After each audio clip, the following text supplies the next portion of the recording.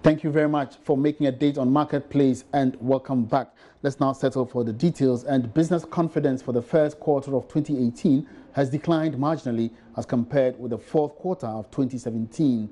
That's according to latest AGI barometer report. According to the president of the association, Dr. Yao Edujemfi, the drop was as a result of some major challenges, including high cost of electricity tariffs, increased cost of credit, among others. The business barometer has, for the past 8 years, been used to check the true measure of business confidence and the performance of firms in the country.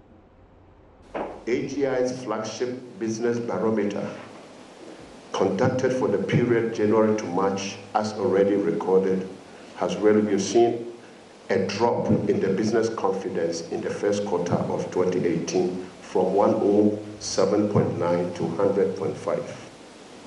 Quarter one saw a number of positive signs, including a good mix of the microeconomic indicators, yet the confidence seems to be waning. Businesses has been under pressure from the high cost of credit, access to credit, delayed payments, particularly our contractors, high cost of electricity prior to the announcement of the reduction of tariffs by PURC.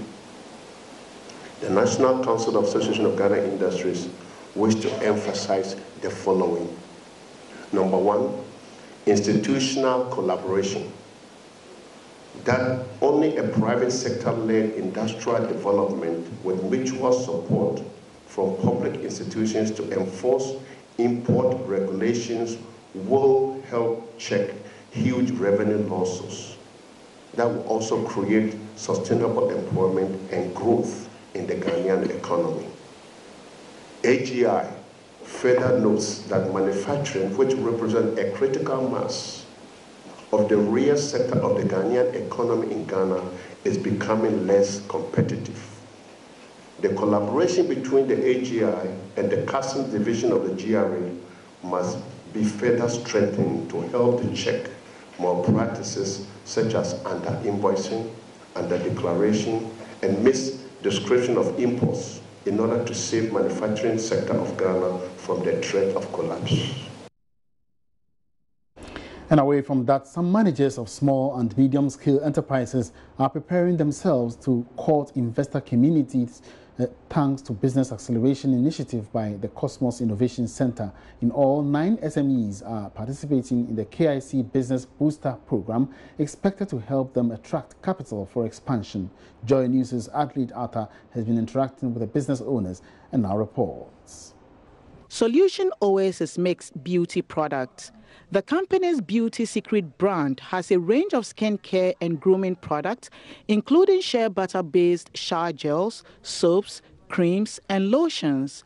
The business has been around for 8 years, and the company's CEO, Francisca Brenda Opoku, says it's about time to scale up. We have a lot of time struggled with our finances. We feel that now with the kind of line we have and the things we've built all over the years, we are just ready to explode on the market. Minan Foods packages fresh eggs and is also into processing of Ghanaian foods. After nearly 12 years in business, the company is witnessing impressive gains, but its founder, Charity Anand Edupont, says the business needs a push to achieve its potential. These are 2 of 9 small and medium-scale enterprises benefiting from the KOSMOS Innovation Center's Business Booster Program. We didn't work on impact at all. Okay. We only just worked on having our books and investor ready, having our financials investor ready. The business owners have learned how to manage accounts, validate business ideas, as well as how to make their enterprises attractive, all in an effort to woo investors.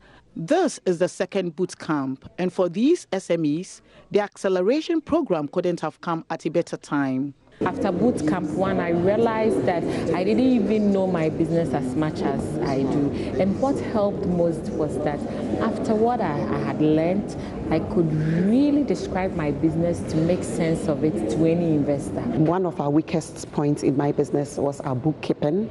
We surely were doing something, but it wasn't enough to convince somebody to invest money in there. So it's made us like clean up a lot of our acts, and we feel ready for investors and we feel ready for business by itself. Programs Manager for KOSMOS Innovation Center, Benjamin Jankesi, says the acceleration program aims to link agribusinesses to potential investors. This is part of the three-pronged approach of the KOSMOS Innovation Center, where we are looking at the whole value chain.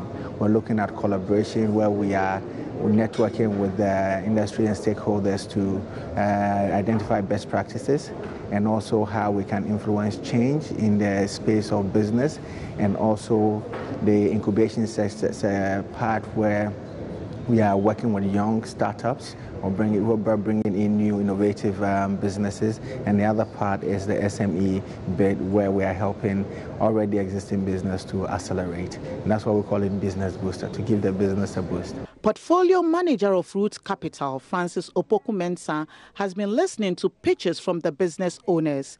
To get money from Roots Capital, Mr. Opoku-Mensah explains your business must have a track record. They say capital is coward. It only goes to places where the safety will be assured. So we look at the track record, the management team. We look at existing market. Do you have secured market? So that when I give you the funds will come back for me to give to another borrower.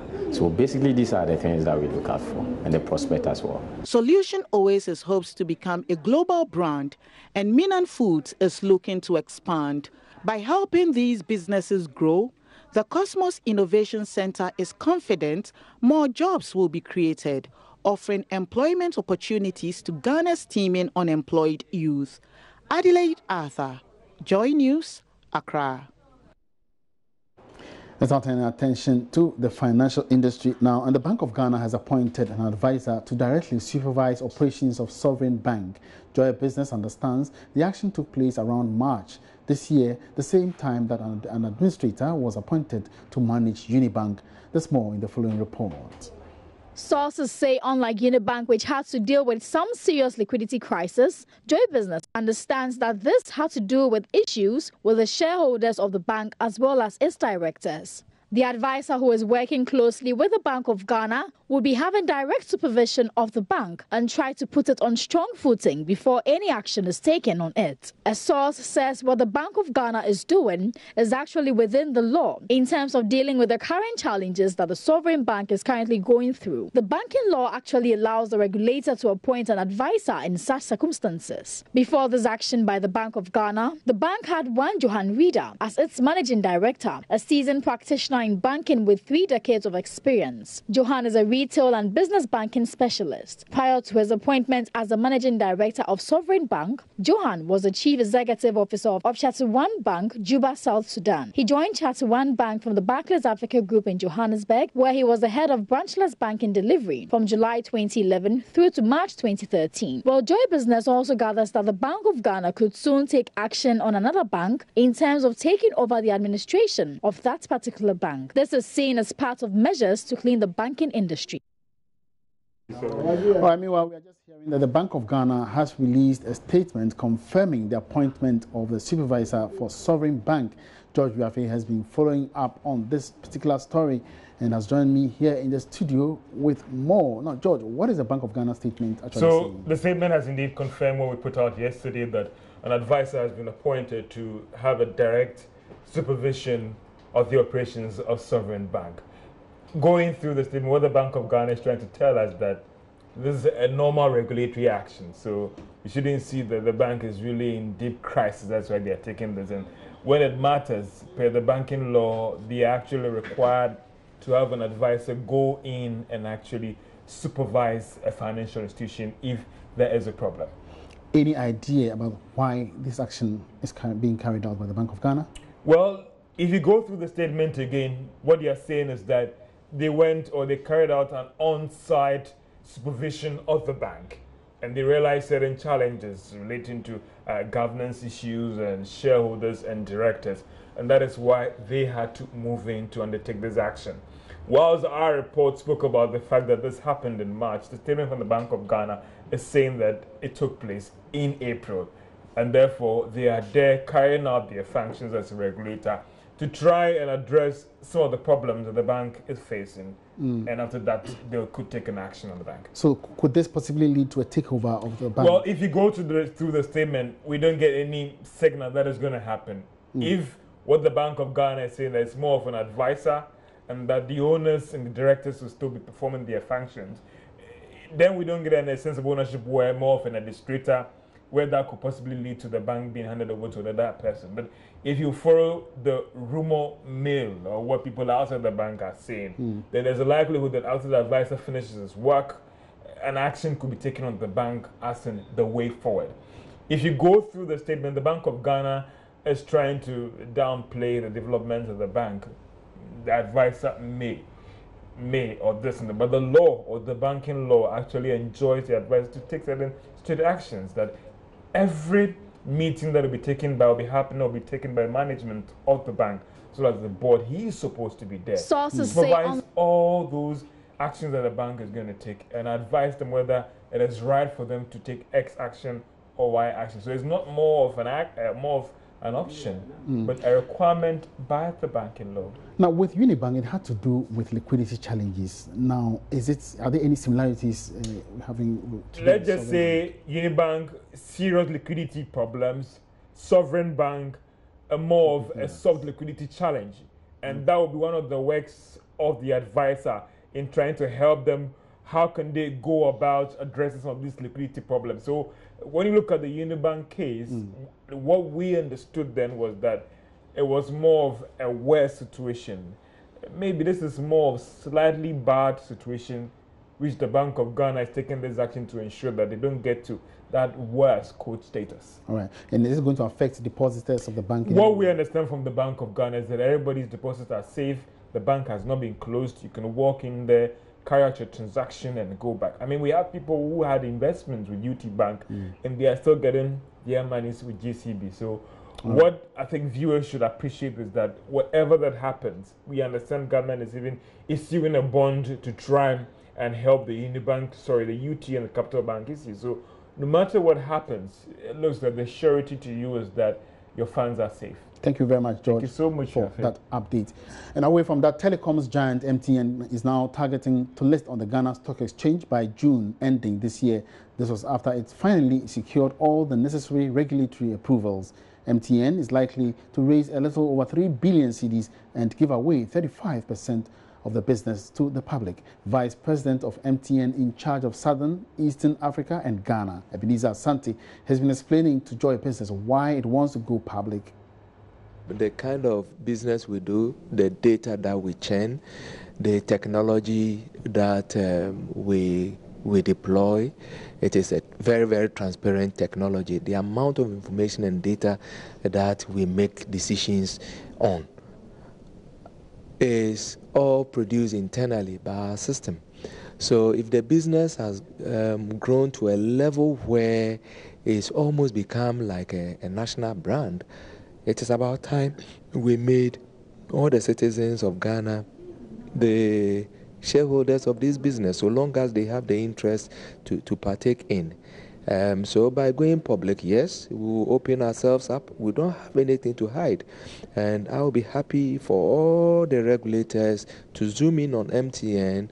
And the more they do that, the more we also give that confidence back to the whole country that this business is here not only to partner to deliver huge profits, but it's here also to partner to deliver national development agenda. How easy or how difficult it was? I mean, I know how instrumental you were into this and continue with the growth to another level altogether. Now I'm opening up the book, open day. Everybody should come and look at it.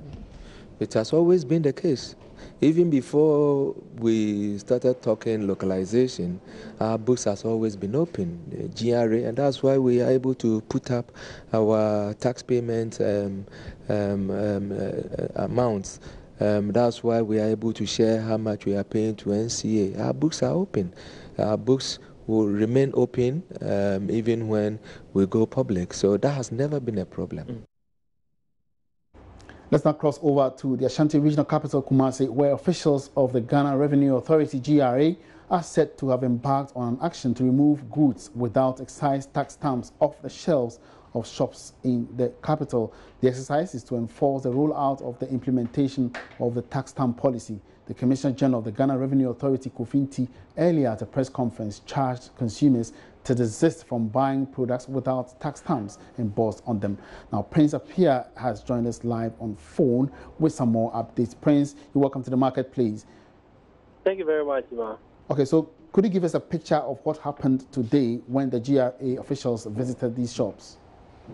So, Ima, what happened was that they visited a number of shops, and in these shops, they tried to speak to the managers of these shops and ask them whether, in fact, they have these tax stamps on the goods that are supposed to have these tax stamps, the exercisable goods, I must say. So if you don't have the tax stamp on these goods, then they ensure that all these goods are taken off the shelves in these shops and then taken out of the place so that any customer that comes into these shops will not buy goods without a tax stamp on them. Now, so what kind of products were taken off, and do you know whether they were seized completely or not? So these products were beverages, basically. Drinking water, I should say, was part of it. Alcoholic beverages, non-alcoholic beverages, the goods that going around were taken off the shelf of the shops that we visited. So there were warnings afterwards that if the authorities come around again and they realize that these shops have this kind of goods on the shelves again, they are going to see them and the necessary punishment be meted out. How did the operators of these shops react to the action? Yeah, basically they were dumbfounded. Most of these shops, explanations they were giving was that their managers in Accra are applying for their tax stamp, but they are not ready yet.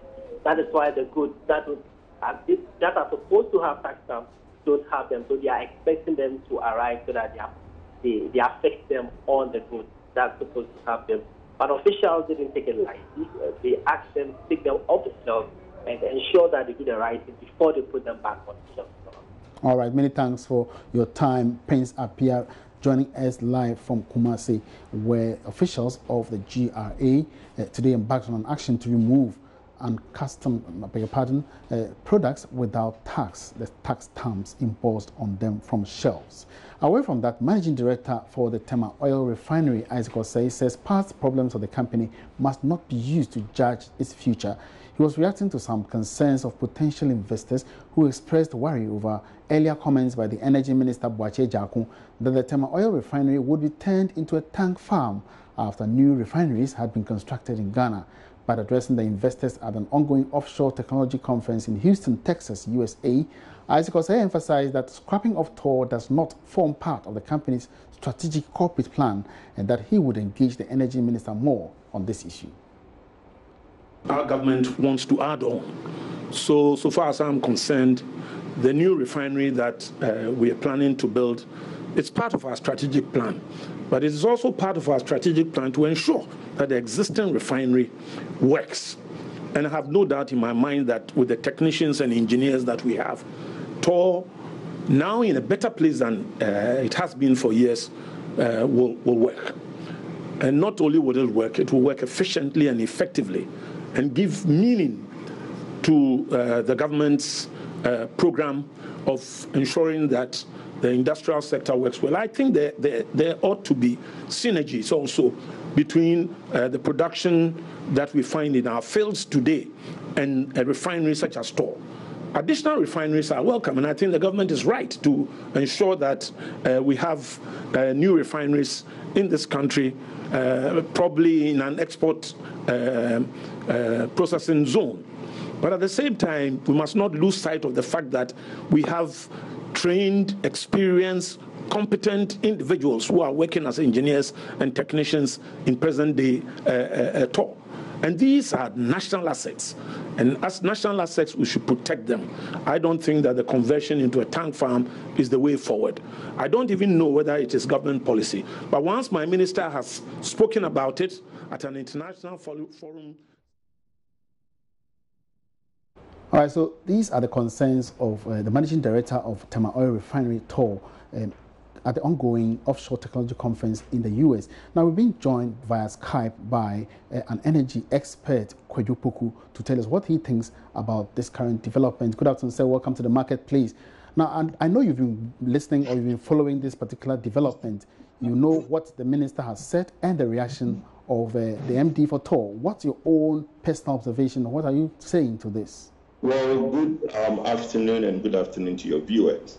I personally think that it's a miscommunication between the sector minister and the management and board of Tema Oil Refinery. You would admit that when the Honorable Isaac Osei spoke, he said that he's not going to supervise a situation where Tema Oil Refinery will be shut down. Tema Oil Refinery as a company have their own plans. Bear in mind, Tema Oil Refinery employs over 1,000 people in Ghana. And if we are going to say that we are going to shut it down, are we going to shut it down and make all these people unemployed? This is a government that is trying to create businesses and create employment. So why would we shut down one and then just to build another one? It's good that we empower the company TOR to become what it can be. They haven't done maintenance in that place for 8 years. They had losses of about 7%. Now they've done a lot to do all these maintenance. Losses has been reduced about 1% in their system now. They worked hard to bring the RFCC and all the other things to come on stream sometime next week. So I think the ministry and government should give all the support to TOR for TOR to become a better company than the talk of scrapping the company altogether. Now, Mr. Poku, I think the minister was saying this or making these assertions on the basis that TOR has not been operating effectively because it's kept so long and certain things need to be changed, which is more capital intensive. Now, in the long run, if we have these new facilities or new refineries, would you not think that then that the TOR can be made a storage facility in that regard? Well, that's what I'm saying, is a miscommunication. I think there should be a meeting between the management and board of TOR and the sector minister, because TOR as a company, and I'm repeating again, TOR is a company that has its own board and they have their own plans. They have plans to build a new 100,000 barrels per day refinery next to the old one. They are not trying to basically say that, look, we are going to scrap the old one. They are doing the maintenance and retrofitting the existing to do the 60,000 barrels a day. But they have plans to also merge the old refinery with a new refinery to do 100,000 barrels per day. So TOR as a company have their own plans. If government wants to build another plant or another refinery in the Western region, that should be something completely different from the plans that TOR as a company has. So that's why I'm saying that, to me, I would advise both parties to have a meeting and trash this thing out, because it keeps coming up in the media and it's not healthy for investor confidence. Very well. Now, quickly before you go, making such statements on an international platform like what is currently going on in the US, would it not affect investor confidence in future? No, it has. It will. And it has already. The damage has been done. And that's why I'm saying that there's the need to address the situation, because OTC, and as I speak to you, the management of TOR is in OTC with the minister. So for the minister to make that statement at OTC when the management of TOR is there trying to get investors to invest in TOR as it is, because bear in mind, no matter what we do, we cannot just scrap TOR. It's a company that needs to survive, because you're going to scrap it so that the 1,000 people that work there to do what? You're going to build a new refinery to employ the 1,000 that works at TOR. We are trying to increase employment, not increase unemployment. All right. Thank you very much, Mr. Poku, for your time. And I've been speaking with Kweju Poku. He's an energy expert and he's been reacting to the current development where the Minister of Energy has stated that the Tema Oil Refinery would be turned into a tank farm after construction of new refineries in the country. And the Managing Director of the company has also been reacting or making counter reactions to this particular development. And on that note, we wrap up this afternoon's edition of The Marketplace. It's been great having you on board the whole week. My name is Emmanuel Apuaji. Let's meet again, same time next week. Have a good afternoon.